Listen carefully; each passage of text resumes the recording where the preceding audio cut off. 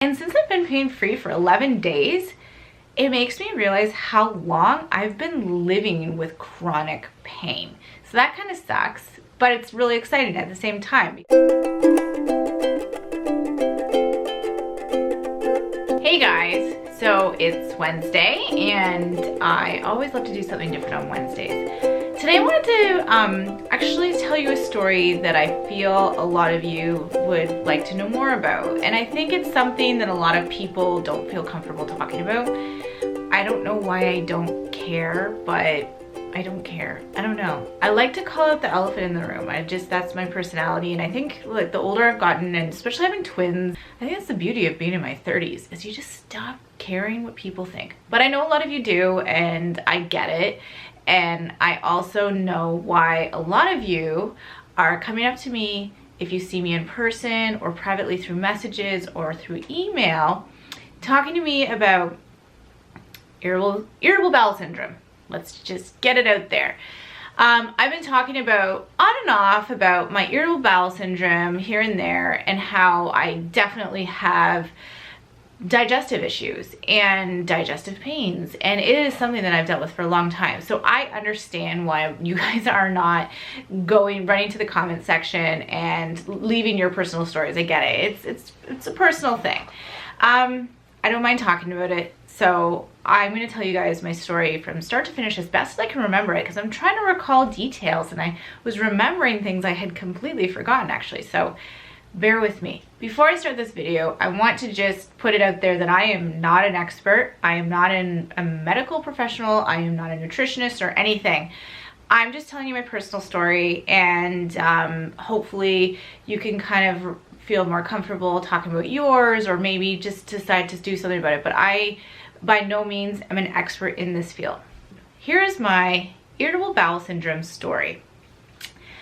I think it started when I was a teenager, and I would get stomach pains quite often, and it wasn't crippling. Like, I actually had a few friends in high school who developed irritable bowel syndrome in high school, which was so bad that they would miss school and be in the hospital. So it wasn't bad like that for me then, but it was definitely a problem. And I grew up in an era where we would give medicine, like take Tums or take Gravel or Advil, and wait for it to pass. You never really got to the root of the cause, at least, you know, in my family. We really didn't. That was kind of how we operated. So, but it did persist, and it got to be quite a big problem. And then I was having some other health issues, and I was going through a lot of tests. And one of the tests, a few of the tests we did was a barium swallow, a colonoscopy, and an endoscopy, which is the one the camera that goes down. So when I had this colonoscopy, it was very apparent that I had IBS. I was told I have irritable bowel syndrome. I don't even really know. I think it was my bowels were inflamed and maybe had sores on them or something. And so that was a new piece of information while we were still trying to figure out what else was going on with me. Then we soon found out that I was very hyperthyroid, and I kind of forgot about the whole irritable bowel syndrome thing, and we had to focus on that because I had a nodule. I had to have a full thyroidectomy removed, and it was quite an ordeal. I did not have thyroid cancer, but because of my age, it was really important to get my whole thyroid out. So then I kind of kept dealing with these stomach pains. A lot of it relaxed because I think I was so hyperthyroid, my whole system was revving all the time. So I think that was really causing me pain and discomfort. But I don't think I was factoring in enough what else could be going on. So as the years went by, I would kind of go through episodes, and then it would stop, and go through episodes, and then it would stop. And when I say episodes, I mean food going straight through me and pain. Also bloating. I've never really had problems with constipation, but definitely it's mostly pain. And different types of pain, bloating pain. But then as the years passed, I started to get extremely intense pain on my left side, and I couldn't figure out why. And it would happen about once or twice a month, and it was so bad that I would probably lose a whole night of sleep. And a couple times I ended up in the emergency room because of how intense this pain was. And I can describe it starting out as like feeling like you've swallowed glass, and glass is just going through your intestines, and then this like terrible, like sharp debilitating pain in this one spot right here. So that was something that I was dealing with fairly often, and it would come and it would go. So this one time that I ended up in the hospitals before I was married to Mike, I think my mom had to bring me to the emergency room. It was so bad. They gave me Demerol because of course I'm allergic to codeine and morphine and Percocet. So Demerol's the one thing that works for me. I was put through tests, and one of those tests was a CAT scan. And the interesting thing they noticed from the CAT scan, they couldn't see anything with my intestines. They must have been looking for something like an intussusception or something like a twisted bowel, is my liver had wrinkles on it, which was bizarre, and the doctors had never seen before, anything like that. So after that I was sent for some more tests, and I believe after that it was an MRI to follow up, and then they didn't see anything. And the conclusion was that my IBS was so bad sometimes that it was literally cramping. That one spot was cramping, and that created a ripple effect and actually put wrinkles into my liver. So that was pretty brutal. And so because I knew this and I knew what to look for, I started to kind of treat the pain when it would happen, and I would take Advil and put a heating pad there. And that after a couple of hours would release the pain. But then it got really intense again as more recently, in the more recent years, I would say about 2 or 3 years ago, that I would start vomiting. That's when I started to really realize that the culprit for that was garlic. You hear a lot of people kind of blanket stating, like, especially when I tell people I have IBS or I have stomach pains, they're just like, oh, get rid of gluten, or oh, get rid of dairy, or it's animal protein, or just start taking probiotics. And I want to kind of say that everyone's very unique, as we know, and there's a lot more that could be specific things or different things that can be going on than just getting rid of something. And I think that people kind of try to treat their stomach issues with some really trendy way of just excluding something from their diet or just religiously taking probiotics. Now I have to say, like, I've recently removed a lot of things from my diet and I've seen a huge difference, but I'm zeroing in more on what specifically is going on. And I've also found improvement with probiotics. So that is something that can help, but I do think that if you're dealing with these kind of issues, to like really look deeper into it. So I got rid of the garlic, and I knew for some reason garlic was like my worst enemy, and to this day it still is. That's my number one, like, worst thing I can have.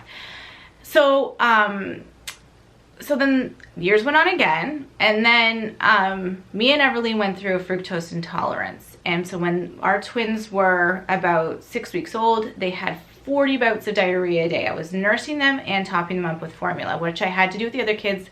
I never had enough milk supply after having my thyroid removed, and it was always the perfect combination. And we could not figure out what was going on. They had in and out of the emergency room. Finally, a smart doctor started asking us more about our family. And then he said, does anyone ever react negatively to like juices or fruit? And I was like, yes, Holden cannot have apple juice. Like, it gives him diarrhea. And he was like, I think it's a fructose intolerance. So sure enough, we switched into Earth's Best formula, which is like the only formula that didn't, or one of the only formulas that didn't have fructose in it. And fructose is not a bad thing. It's just like, it's in fruit. It's a sugar. It's a type of sugar. So it's not like everyone in the world should get rid of fructose. Just for some reason with us, it just doesn't agree with us. So we removed that from their diet, and then I ended up stopping breastfeeding from a combination of the fructose intolerance and some postpartum depression. And it was just the best scenario for them. It was like a light switch. Their diarrhea stopped. Happiest, healthiest babies ever. So once I started to know more about fructose and talking to the doctors through that process, I started to learn about Fodmap Foods. And again, I am not an expert. I kind of have zeroed in on the information that I need to know for my body, but look up Fodmap, Fodmap. Basically, it it highlights foods that could be very sensitive to some people, and I am extremely sensitive to foods that are high in fructose. So that's garlic, onion, also foods like Brussels sprouts and things. Some that are higher in fructose don't bother me too much, but I've definitely found that. So I started to understand that, but recently I have really found, I had found my bowels being really overactive with sugars and possibly some other foods. So I was having a horrific time with bloating and foods going through me and pain again, and it was just miserable. And I was having a very hard time losing these last 10 pounds after having our twins. And mostly because I'd be on track with a diet and then have to kind of comfort my stomach with eating cereal or carbs or oatmeal or something like that. And I would never be able to shed that weight. As soon as I had an episode, I had to like balance it out. So most recently I started doing the WHOLE30. This is not to promote the WHOLE30. That is not for everybody. It just so happens it's really working for me. I'm on day 11. From day 1, cutting out gluten, soy, sugar, alcohol, dairy. I'm probably forgetting something. From my diet, 0 stomach issues. I had one bout because I tried to eat some garlic and it was a disaster. But other than that, I felt awesome. No bloating. I'm losing weight. Everything's sitting well. Now this is temporary. This is for 30 days. So for me, what I think I have discovered is sugar, fructose sugar, and refined sugar, added sugar, and I'm pretty sure dairy are not good for my stomach.